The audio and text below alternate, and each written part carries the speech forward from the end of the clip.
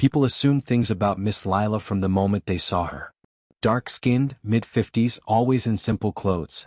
Usually beige slacks, orthopedic shoes and a plain collared shirt. She carried herself humbly, always early, never loud. Most days she could be seen walking up the long, winding driveway to the Prescott estate, where she'd worked 10 hours a day taking care of Mr. and Mrs. Prescott's 2 children, Mason, 6, and Ella, 3. To the neighbors she was just the nanny. Nothing more, nothing less.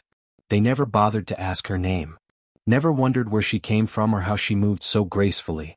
Even the Prescott children, though they loved her, never really knew who she was outside of making peanut butter sandwiches and singing lullabies. But Miss Lila, short for Lila Mae Richardson, had lived many lives before that one. She had walked the halls of Ivy League schools. She had lectured in boardrooms filled with CEOs and lawyers. She had led international aid missions and spoken in front of diplomats. But life and choices and history, especially Black history, has a way of hiding greatness behind uniforms society deems less than. And now, she swept floors and wiped noses for a family who thought themselves superior. It all began to unravel the morning Mrs. Prescott decided to throw a charity brunch at their estate. The theme? Uplifting the underserved. The irony of hosting such an event while underpaying their own staff never occurred to her. "Make sure everything's perfect, Lila," Mrs. Prescott chirped, her blonde bob bouncing as she issued instructions. "These are real power players. Judges, city council members, even a few senators might drop by. Oh, and wear something that won't distract. Black maybe." Lila simply nodded, gently spooning oatmeal into Ella's tiny bowl. She had learned not to respond to the microaggressions. Not because she didn't notice, but because she was saving her voice. She would speak when it mattered. That day she worked like she always did, tirelessly. She made sure every glass sparkled, every napkin folded just so. When the guests arrived, Lila faded into the background as always. Until one of the guests, a man named Senator Bruce Hanley, stared at her a little too long. He leaned over to Mrs. Prescott and whispered, "Where'd you find that one? She looks familiar." Mrs. Prescott laughed. "Oh, she's no one. Just the nanny. She's been with us for years." But Senator Hanley didn't laugh. His eyes narrowed. "That's no ordinary nanny." Later that afternoon, while Lila was cleaning up, the senator approached her quietly. "Dr. Richardson?" She didn't flinch. She simply placed the crystal glass she was drying back onto the tray. "You must be mistaken, sir." "No," he said. "I heard you speak at Harvard. 2001. You presented a paper on education reform and racial equity. You challenged 3 economists in front of a full panel. You tore them apart." For a moment Lila's mask slipped. "You remember that?" "I never forgot it. You were the only Black woman in the room. And you silenced everyone." She offered him a tight smile. "That was a long time ago." "What are you doing here?" he asked. "Working for them?" "That's a long story." But before he could press further, Mrs. Prescott returned with a tight smile. "Senator Hanley, I hope Lila didn't bore you." "Not at all," he said, eyes lingering. "She's far more interesting than anyone here." Mrs. Prescott looked confused, but Lila had already turned back to her duties. That night, the Prescotts gossiped over wine.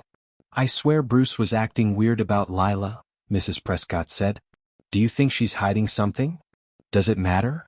Mr. Prescott scoffed. "She's the help. She's lucky we let her stay here." What they didn't know was that Lila had overheard every word.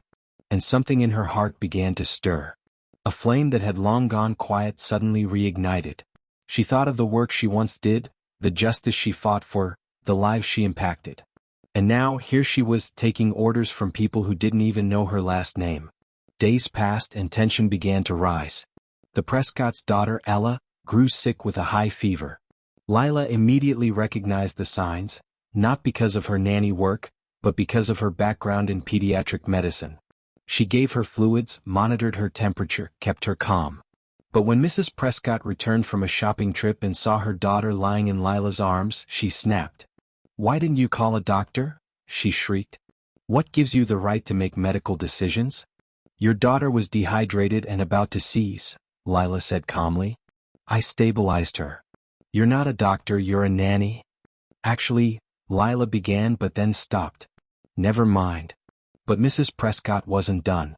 She stormed into her husband's office and slammed the door. "She's overstepping. Acting like she runs this house.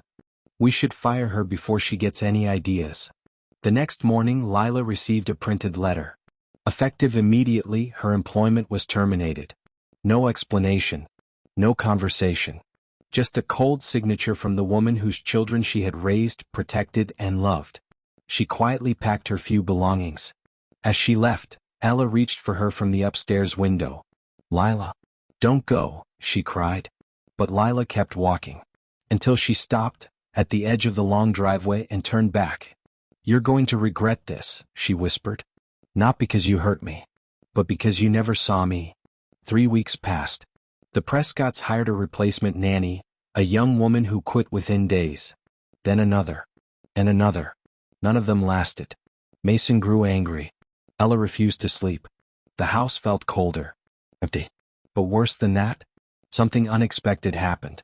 The Prescotts received a certified letter from a high-profile law firm. Enclosed was a formal request. A request for Mrs. and Mr. Prescott to appear at a private mediation hearing. The name at the top? Dr. Lila Mae Richardson, Ph.D. J.D. M.D. Mrs. Prescott stared at the paper in disbelief. "What is this?" Mr. Prescott read the rest of the document aloud. "It says she's a principal shareholder in the company that owns our estate. What the hell?" There, in black and white, were the words, "Due to breach of confidential tenancy and hostile work environment, Dr. Richardson is reclaiming her equity stake in Prescott Holdings, LLC. Equity stake? Mrs. Prescott gasped. She has, what? What they didn't know, what no one knew, was that decades ago, Lila invested quietly in a string of real estate ventures through a silent partners group she co-founded in law school. One of those investments? Prescott Holdings. The land the Prescotts now lived on had once been part of that portfolio. When the firm's ownership was restructured 5 years ago, Lila had legally acquired 47% ownership without ever revealing her name. Now she was claiming her full rights. But that wasn't all. The same senator who had recognized her at the brunch had called in favors, connected her with legal support, and encouraged her to go public. And she was ready.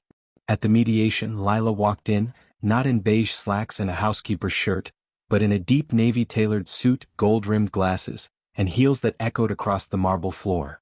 The Prescotts sat frozen. Mason and Ella were with them. Ella ran toward her.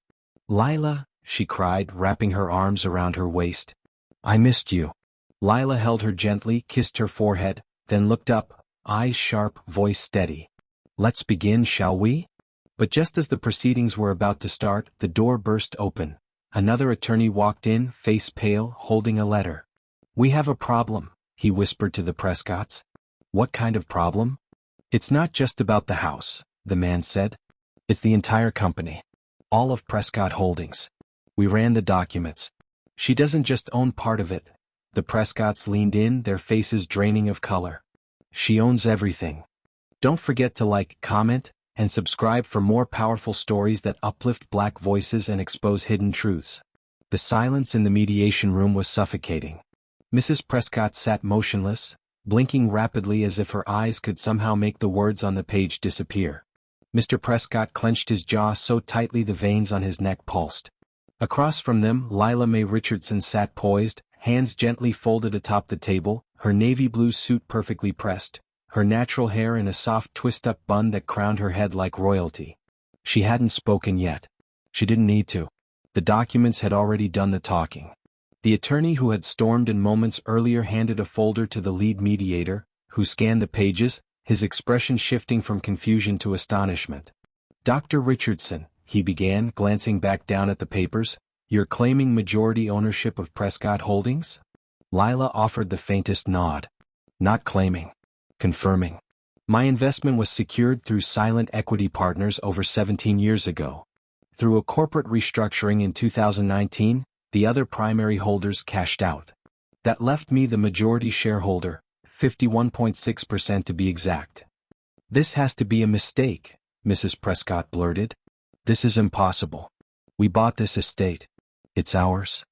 "You leased it," Lila corrected calmly. "The land was owned by Prescott Holdings. The home was mortgaged under its umbrella. You've been paying rent disguised as equity." I merely never intervened until now. Mr. Prescott's fists curled into trembling balls. You mean to tell me we've been living in a house owned by our nanny? I was never just your nanny, Lila said evenly. But yes, for the past 5 years, you've lived on land I legally control. Land your firm profited off while underpaying your employees and funneling donor money through shell nonprofits. What are you talking about? Mrs. Prescott snapped, rising from her seat. We haven't done anything wrong. Lila turned to the mediator and tapped the top of her folder. With your permission, I'd like to enter financial exhibits 3A through 9D into mediation record. They include forensic accounting done on Prescott Holdings by independent investigators, confirming unlawful misuse of grant funding, employee mistreatment, and discriminatory hiring practices, all of which violate federal statutes. Mr. Prescott's mouth fell open. This is ridiculous. The Department of Labor disagrees, Lila added. They've already opened a formal investigation. The mediator looked overwhelmed. This goes beyond civil mediation. If this is true, there could be criminal implications. Oh, there will be, said a voice from the back of the room. Everyone turned to see Senator Hanley, flanked by 2 other officials. We're launching an oversight committee. I've seen enough. The Prescotts looked like ghosts. Why are you doing this? Mrs. Prescott finally choked out. You've been with us for years. We trusted you. No, Lila said gently. You used me. You tolerated me. You never once asked who I was outside of this uniform. Even when I saved your daughter's life, your response wasn't gratitude, it was rage. You see, trust goes both ways. And now you've lost mine.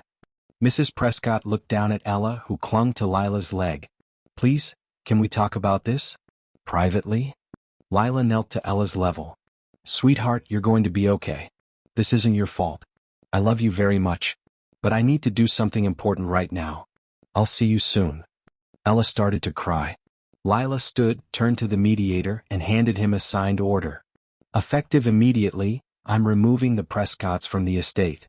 They have 48 hours to vacate the premises. I'll have a transition team arrange accommodations. You can't kick us out of our own house. Mr. Prescott roared. You'll regret this. Lila tilted her head. That house was never yours. You just never cared enough to find out who held the keys. She gathered her documents and walked out, leaving them stunned and speechless. The media descended quickly. By the time Lila returned to her temporary apartment that night, news outlets had already picked up the story.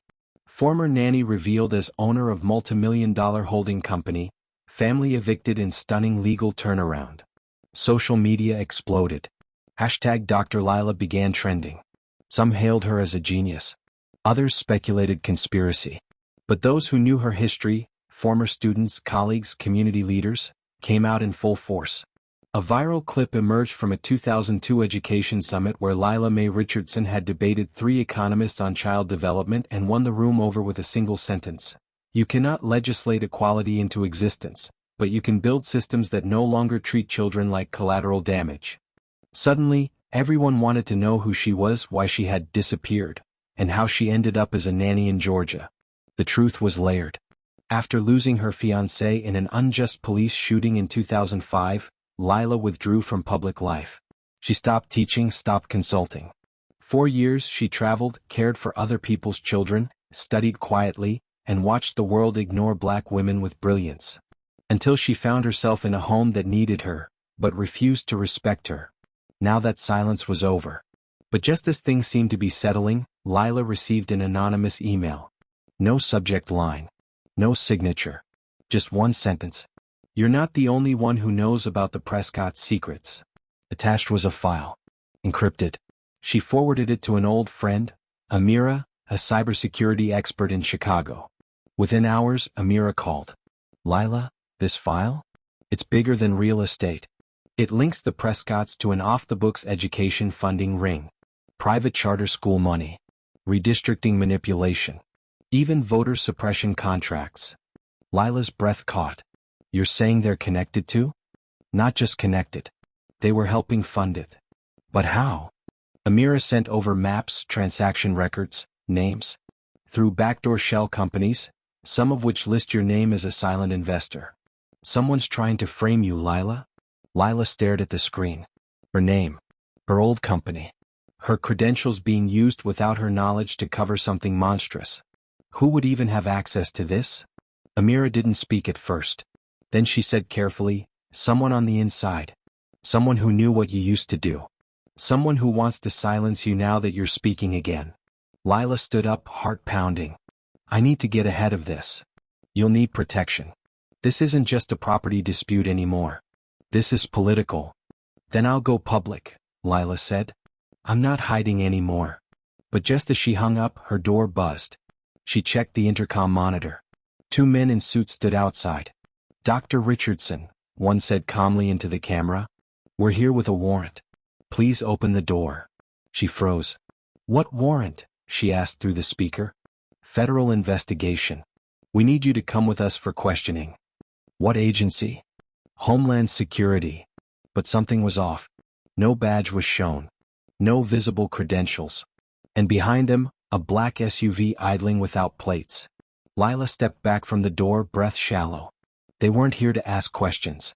They were here to make sure she disappeared. Don't forget to like, comment, and subscribe for more powerful stories that uplift Black voices and expose hidden truths. Lila didn't move. The buzz from the intercom faded, but her heart thundered like a war drum inside her chest. She stared at the monitor, at the 2 men in dark suits standing outside her apartment, calm, polished, professional-looking. But her instincts were screaming. They were too calm, too clean. And the SUV with no plates? That wasn't protocol. Lila had worked alongside government agencies for years before disappearing from the public eye. She knew how real agents announced themselves. These men had no visible credentials, no identification badge flashed, and they never once identified their division verbally. This wasn't an official visit. It was a cleanup operation. Someone wanted her silenced. She stepped away from the monitor and moved quietly to her desk, unlocking a small fireproof safe hidden behind a framed photo of her mother. Inside was a burner phone, a flash drive, and an envelope marked in case of emergency. She'd hoped she'd never have to use it. She grabbed the phone, dialed quickly. Amira, she whispered. It's happening. On the other end, Amira's voice sharpened immediately. Is the door locked? Yes. Exit plan C. Now. Lila moved swiftly, silently. Through the back hallway, down the fire escape, over 2 fences, and into the alley behind the apartment building. She didn't run. Running made people look. She walked, fast and deliberate, toward the corner diner 2 blocks away, where a man named Tariq waited in a gray sedan, tapping the steering wheel nervously. As she approached, he unlocked the door. You sure they're not following you? Not yet, Lila said, climbing into the back seat. Drive. The car peeled away just as the 2 men entered the building behind her. Back inside her apartment, the front door burst open, kicked in with military precision. The men swept the room, guns drawn, masks on. Empty. Gone. She slipped, one muttered into a radio. Initiate sweep pattern. But it was too late. Lila was already gone. Hours later, in a safe house on the outskirts of the city, Lila sat surrounded by printouts, maps, flash drives, and confidential reports that had been quietly compiled over the past few years. She had always kept tabs on her past investments, even the ones she was technically removed from. What she found now sent ice down her spine. The Prescotts weren't just laundering money. They were acting as frontline proxies for a covert political operation designed to reroute public school funds into private education pipelines, particularly in minority neighborhoods. Under the guise of charter expansion, they were buying influence with judges, manipulating zoning laws, and using fake education nonprofits to funnel cash into campaigns. And her name, her reputation, was being used to give legitimacy to it all. Her credentials had been exploited in filings, in fake board lists, even in articles she never wrote. This is massive, Amira said, scrolling through data beside her. If this leaks, half the city council will go down. Maybe more. That's why they're coming after me, Lila said. They know I have the credibility to expose it. They know once I speak, people will listen. Then speak, said a voice from the shadows. Lila looked up. Senator Hanley stepped forward, having just arrived. We've been waiting for someone like you. Someone they underestimated.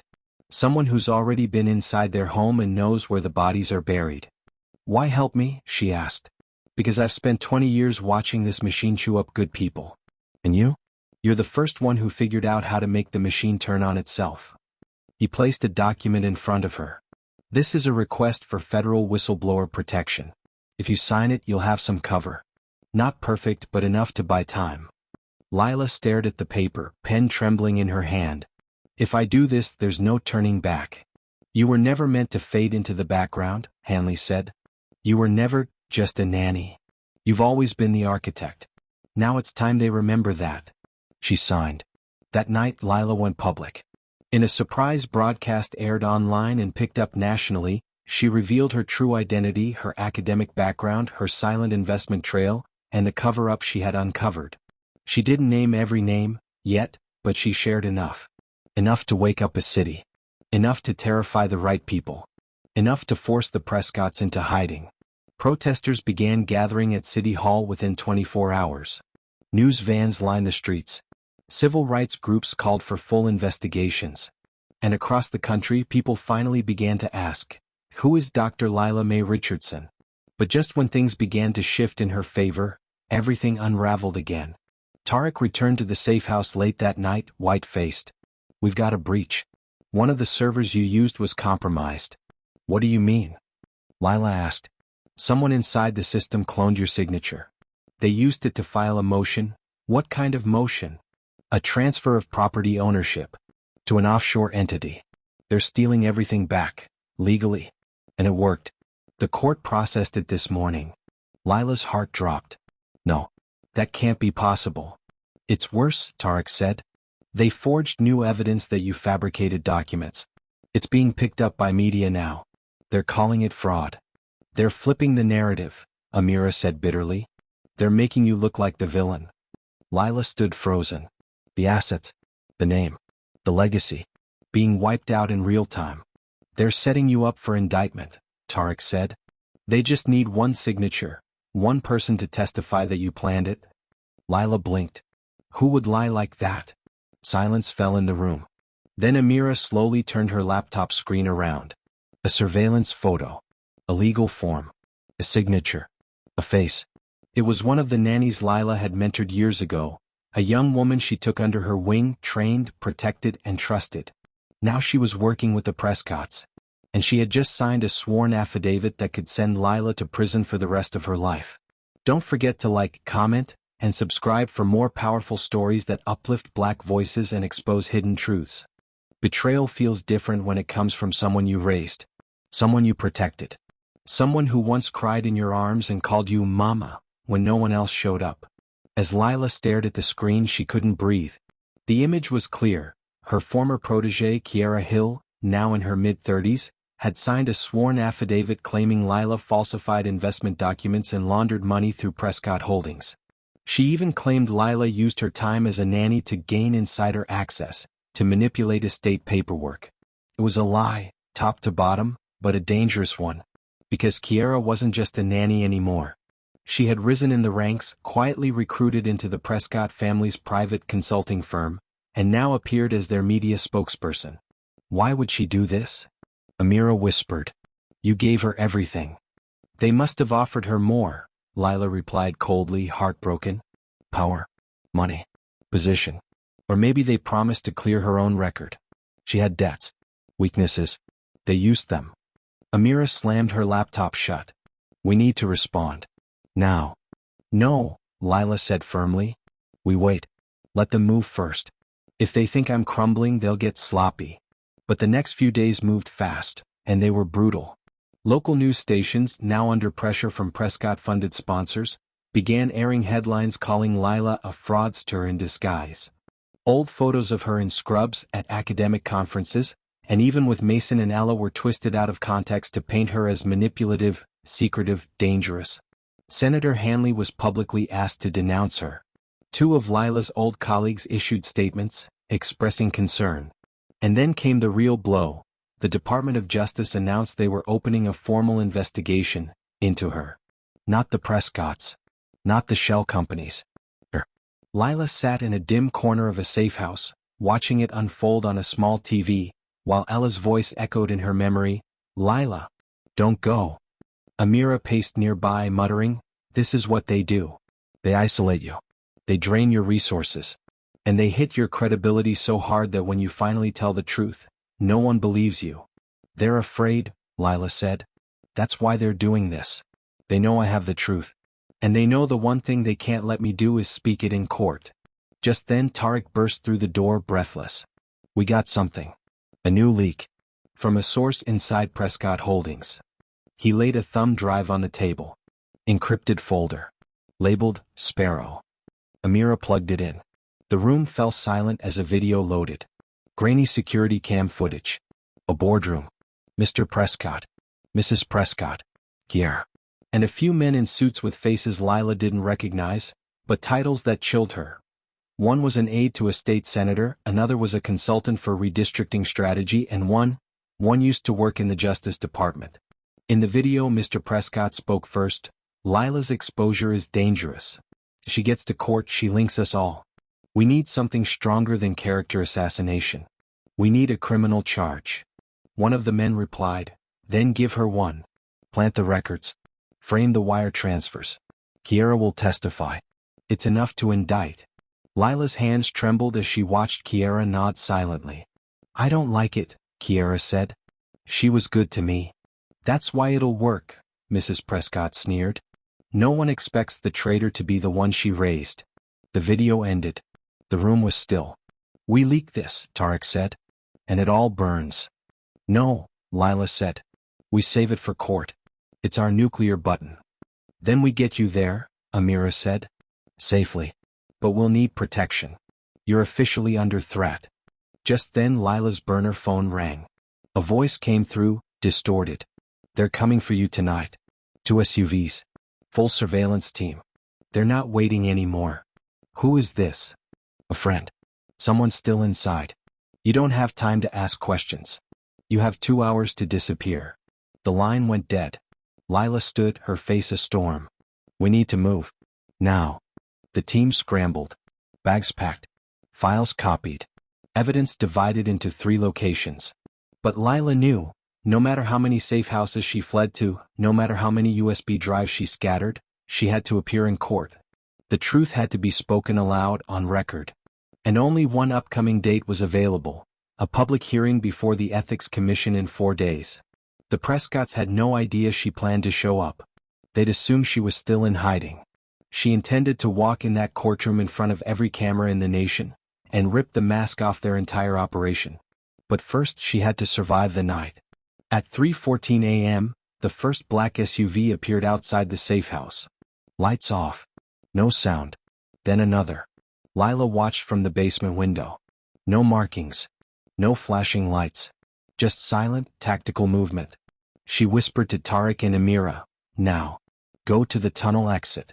I'll stay behind and draw them in. What? No. Amira hissed. They'll catch you. They won't, Lila said, placing a small device in her palm. They think I'm just a nanny. Let's make them underestimate me one last time. She stepped into the hallway, eyes cold, ready. Upstairs, a boot kicked the door in. Flashlights cut across the room. Hands up. Down on the floor, shouted a masked figure. Lila raised her arms. I've got something you're going to want to see, she said calmly. She pressed the device. Boom. Smoke erupted from the baseboards. A decoy charge, harmless but blinding. Confusion filled the air. She dropped to her knees, slid backward through the crawlspace, and escaped through the tunnel, heart pounding, lungs burning. Behind her, agents shouted and scrambled. But she was already gone. Miles away, she regrouped with Amira and Tariq in a secluded cabin. They had 4 days left. 4 days to prepare for the final battle. 4 days to bring every lie into the light. But just when Lila began to breathe, her phone buzzed. A number she hadn't seen in years. A voice on the other end. You really thought I wouldn't come back, Lila? It was Kiera. And she wasn't calling to apologize. She was calling to finish what she started.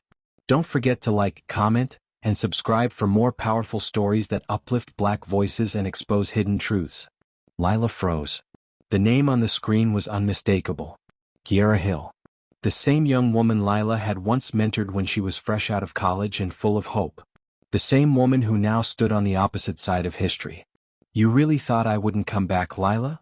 Kiera said, her voice smooth, cool, laced with venom. You built me up to be just like you, but you never realized I didn't want to be you. I wanted to be bigger. So you sold your soul to the Prescotts? Lila asked quietly. Sold out everything we fought for? They gave me something you never did. Power. Control. And now I'm the one sitting at the head table while you're running through back alleys like a fugitive. I gave you wisdom. Integrity. I gave you protection. You gave me crumbs, Kiera snapped. And now I'm giving you a chance. If you don't show up to that ethics hearing, this all ends. No charges. No media. You disappear quietly and I get to keep what's mine. None of it's yours, Lila said, trembling with fury. Everything you're holding was stolen, funded by lies and paper trails I built with real sweat. You're walking in a house I laid the bricks for. Then stay gone, Kiera whispered. Or we'll make you wish you had. The line went dead. The next morning, news broke that Lila Mae Richardson had been disqualified from testifying due to ongoing federal fraud investigations. A motion filed in secret, approved overnight. The Prescotts were celebrating. Kiera went on national television, calling herself a reformed protégé, and thanking the Prescotts for helping her escape manipulation. The smear campaign was complete. Lila's face appeared on morning news with the words, "Charlatan or genius?" Her legacy, on the edge of a cliff. But that was exactly the moment she struck back. At 10 a.m., 24 hours before the ethics hearing was to be dismissed, Amira uploaded a secure livestream link across social media platforms. In minutes, it was everywhere. Live, Dr. Lila Mae Richardson speaks out. Over 800,000 people tuned in within the first 5 minutes. Her face appeared, dignified, scarred by exhaustion but defiant. She stood before a plain white backdrop. Her voice was calm but cut through like steel. For too long, I allowed myself to be hidden behind uniforms and silence. Not because I was ashamed, but because I believed my work would speak for me. But now they are rewriting my story and I won't let them. She laid it all out. The investments. The fake companies. The manipulated grants. She showed the court documents with forged signatures, including Kiera's betrayal. She played the boardroom video of the Prescotts planning her takedown. She read the child abuse reports she had buried deep, reports of how the Prescotts neglected their children behind closed doors, even as they painted themselves as champions of family values. They didn't just exploit me, she said. They exploited the very systems meant to protect our children, our communities, our votes. The stream exploded. Major networks picked it up in real time. Hashtags like #LilaSpeaks, #JusticeForLila, and #PrescottCoverup began trending. Civil rights attorneys demanded Kiera be disbarred. The Prescotts tried to file an emergency injunction, but it was too late. By noon, Senator Hanley called a press conference. Effective immediately, he announced, the Ethics Committee will reconvene. Dr. Richardson will testify, on record. This government will not silence truth. And so, on a Thursday morning under blinding media lights, Dr. Lila Mae Richardson walked into the Georgia State Court building. Not in a uniform. Not in shame. But in triumph. The courtroom was packed. Reporters lined the aisles. Protesters cheered outside. Kiera sat at the defense table, her expression unreadable. The Prescotts stone-faced. As Lila took the witness stand, every camera zoomed in. She raised her right hand, swore her oath, and looked directly into the eyes of her betrayers. They called me just a nanny, she began. But the truth is, I was always the architect. The mistake they made was thinking the bricks they built their kingdom on couldn't speak. Over 6 hours, Lila dismantled every lie. She presented financials, digital trails, testimonials from former employees, parents, teachers, all who had been impacted by Prescott Holdings' corruption. Kiera tried to object multiple times, but her own voice cracked. The judge warned her once, then twice. On the third interruption, she was removed from the courtroom. The Prescotts tried to leave, but they too were halted, served with a federal warrant for obstruction and conspiracy. As they were escorted out in cuffs, the crowd outside erupted. Justice had arrived. And its name was Lila Mae Richardson. Weeks later, Kiera released a shaky video confession. She admitted to the affidavit fraud, begged for mercy, and claimed she had been coerced. No one believed her. The Prescotts faced a federal RICO investigation. Their empire, dismantled. The estate? reclaimed and converted into a community center named in honor of caregivers, the Richardson House. Its mission? Free after-school programs, legal support for domestic workers, and a scholarship for Black women in law and education. And Lila? She didn't return to silence. She was invited to speak at Harvard again, this time as a keynote. She started a foundation for whistleblowers.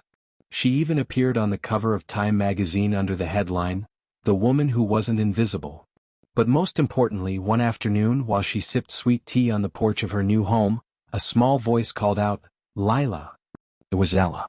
The Prescotts had lost custody due to their neglect. Ella now lived with her aunt. But every weekend she visited Lila. "I'm gonna be a doctor one day," Ella said proudly. "Just like you." Lila smiled, pulled her close and whispered, "No, baby girl. You're going to be even greater. Never underestimate the quiet ones, especially the Black women you overlook." Lila was dismissed, disrespected, and hidden behind a uniform. But her mind, her integrity, and her patience built more than a resume. They built legacy, truth, and justice. This story reminds us that the most powerful voices are often the ones society tries hardest to silence. When truth is armed with purpose and courage, no lie, no matter how rich or connected, can withstand it. The end. Don't forget to like, comment, and subscribe for more powerful stories that uplift Black voices and expose hidden truths.